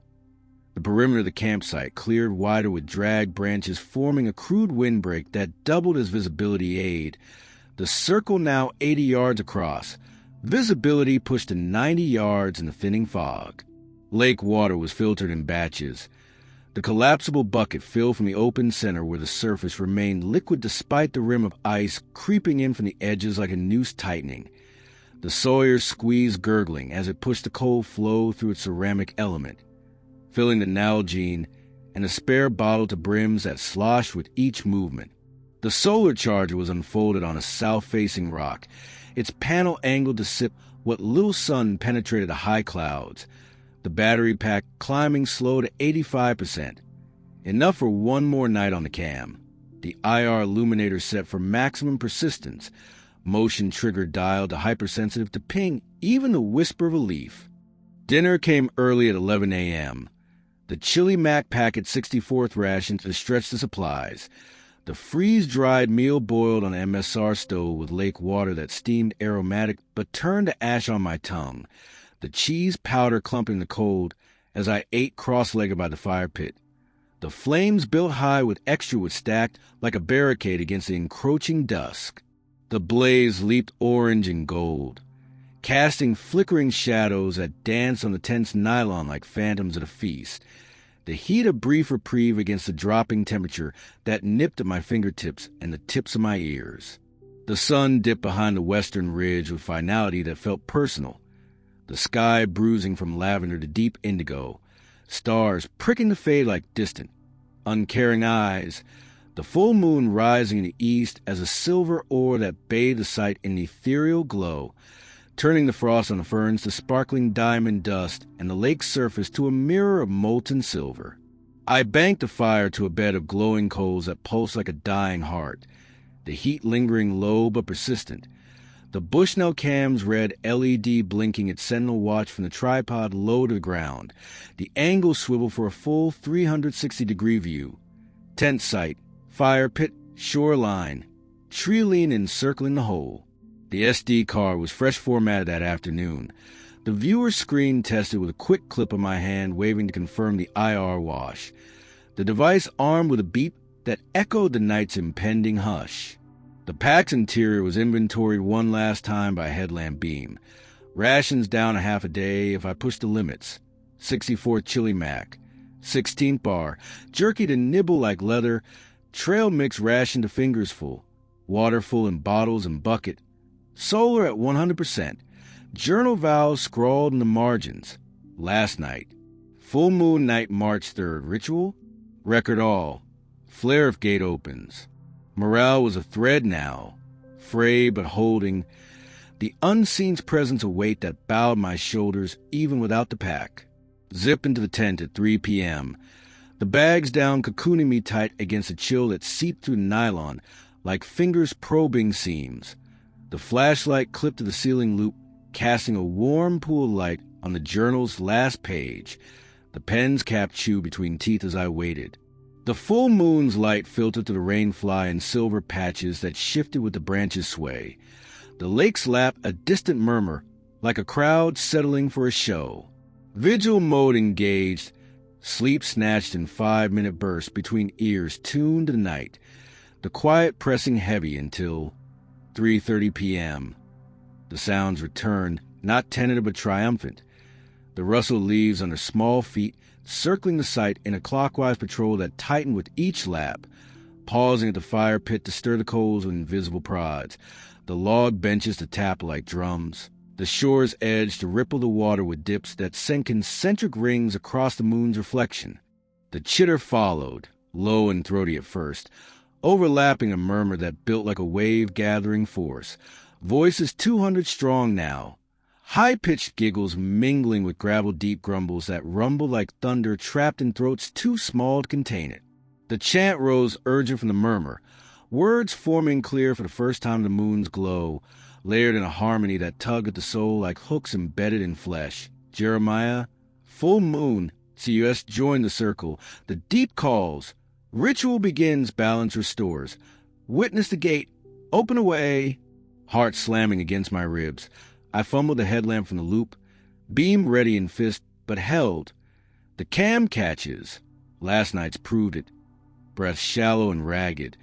The chant swelling to a song that filled the air of vibration. The layer harmony rising and falling like waves crashing on the lake's shore, pulling me toward the flap with a force that made my fingers itch for the zipper. At 4:30 p.m., I couldn't hold, unzipping the flap swift and silent. The nylon teeth parting with a rasp that cut the song like a knife, the headlamp's beam stabbing the dark in a wide arc that swept the sight from fire to tree-lean to shore. Silence crashed down like a guillotine, the night dead as a grave, the beam illuminating empty duff and shadowed trees, the lake's mirror unbroken by ripple or reflection of movement. No eyes glowing back, no branches swaying out of place, the fog's remnants hanging still as held breath. The cam's LED blinked steady red from its tripod, recording the nothing, the site's perimeter a circle of emptiness under the full moon's silver wash.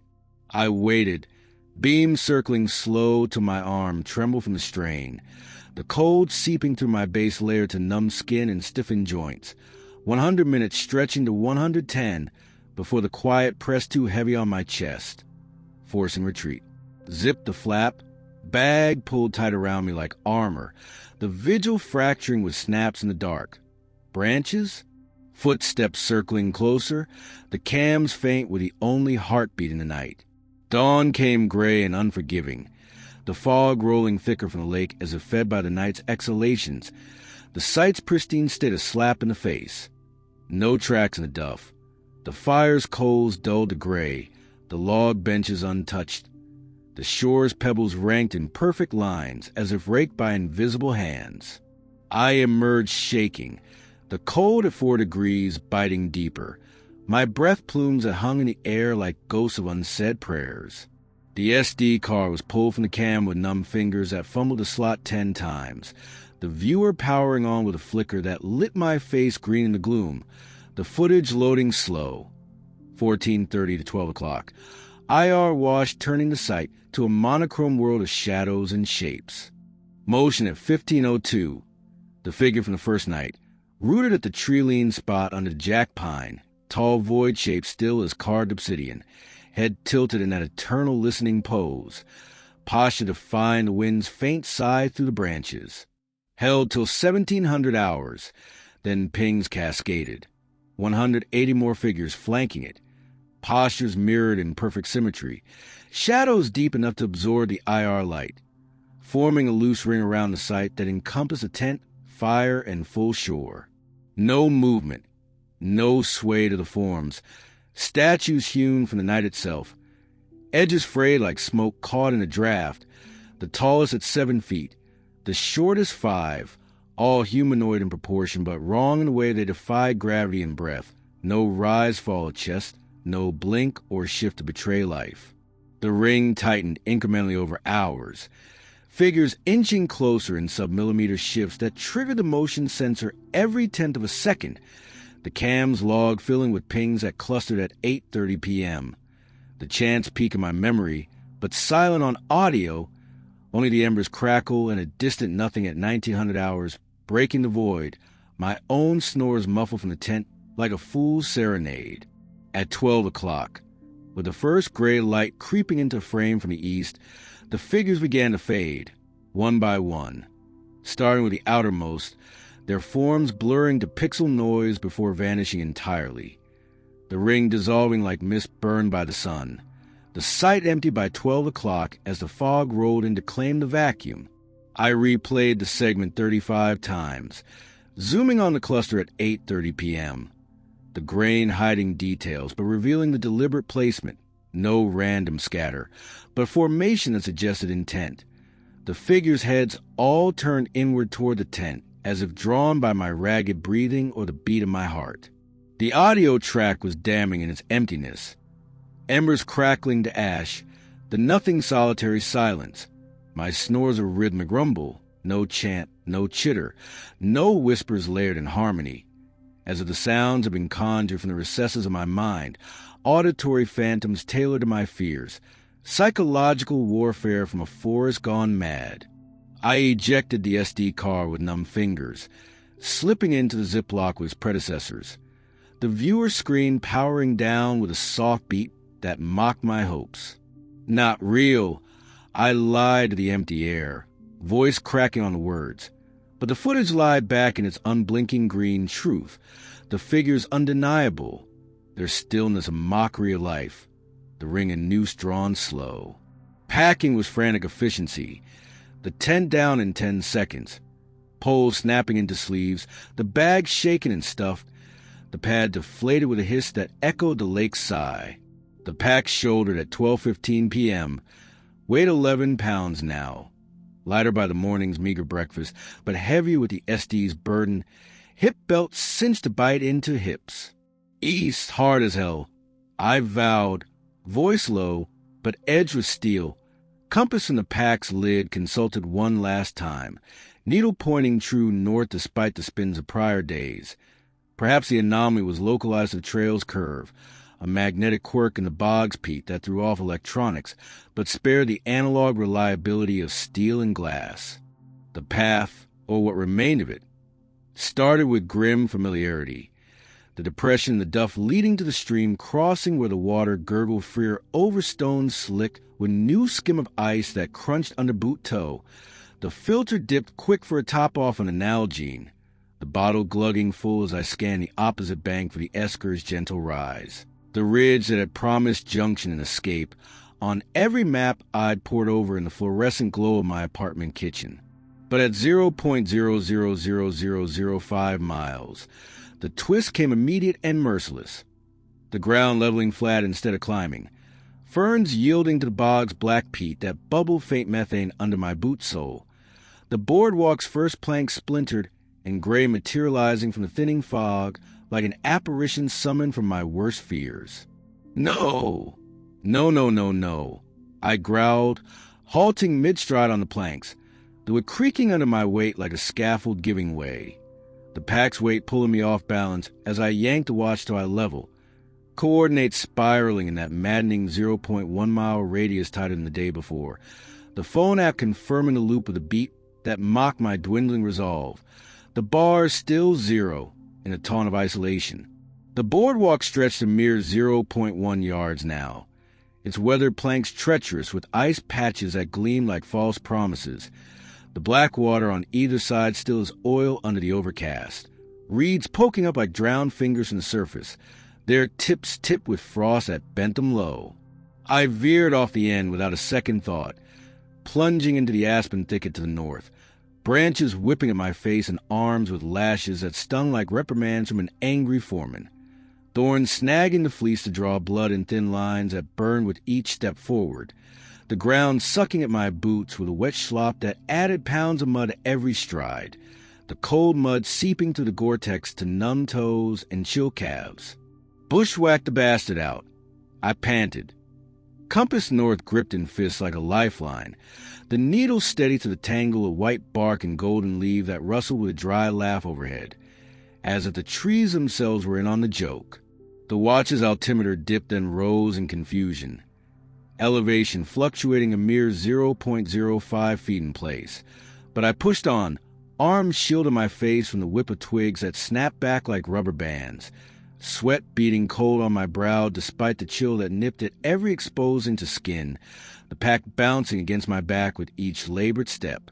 15 seconds of thrashing, lungs burning from the effort in the thin air, arms scratched raw with welts rising red and angry, and the lake appeared again, its shoreline identical to memory, pebbles glinting wet under climbing sun, the campsite's fire pit visible a mere 0.05 yards through the thinning trees, the log benches waiting like empty pews in a church built for one congregation, me. I staggered to my knees in the duff, the pack thudding beside me like a body dropped from a height, hands raking through my hair as a laugh bubbled up hysterical, teetering on the edge of a sob that caught in my throat like a fishbone lodged deep.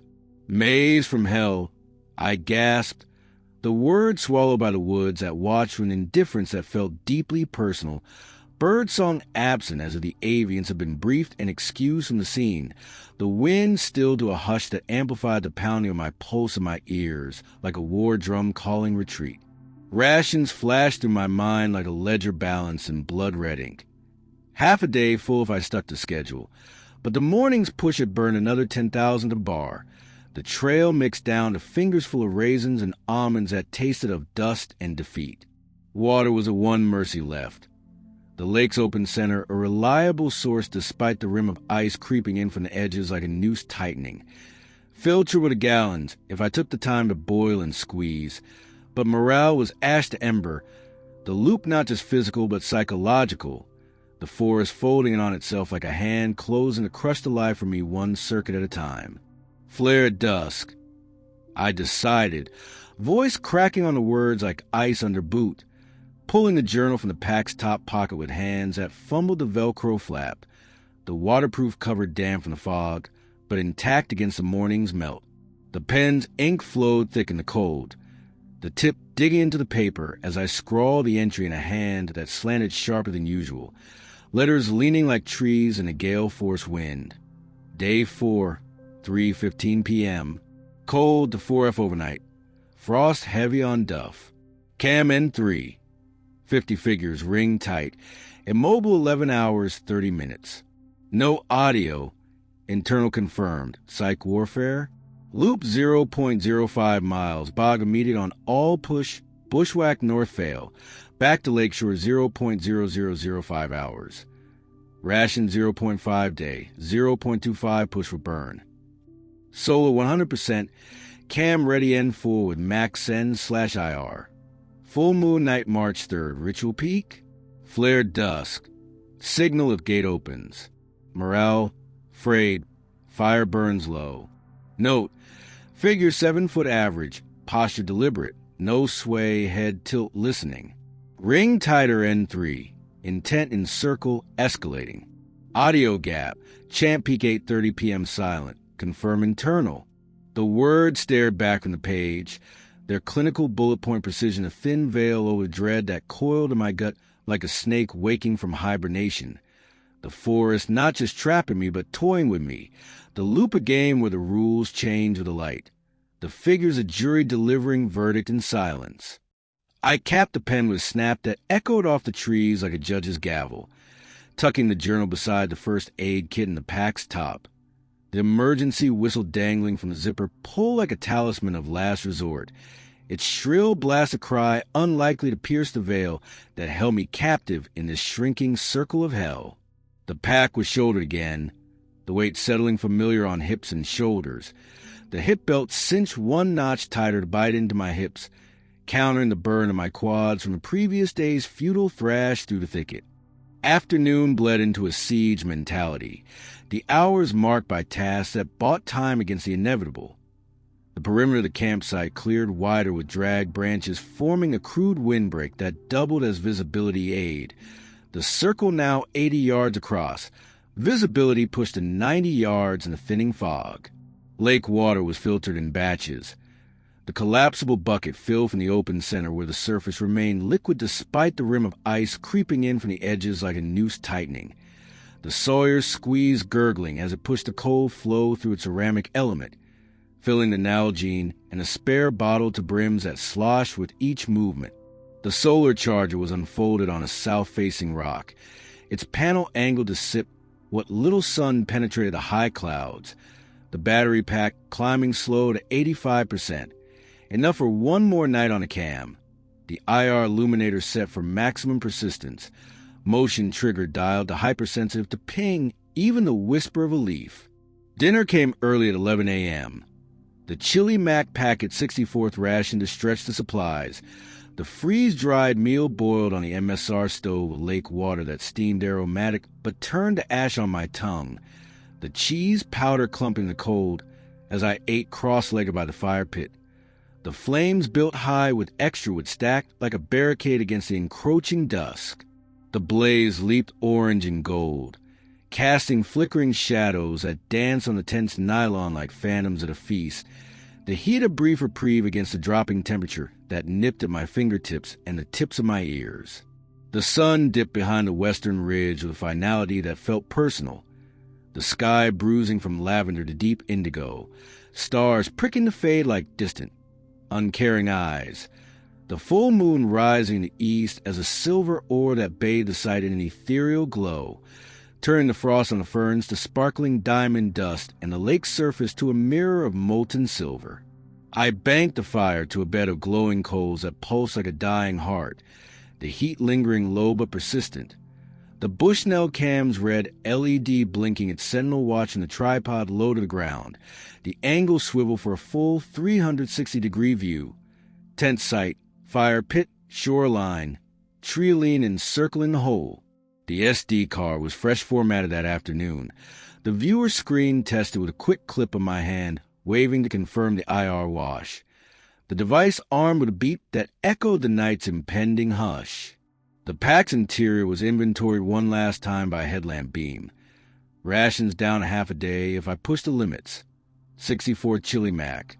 16th bar, jerky to nibble like leather, trail mix ration to fingers full. Water full in bottles and bucket.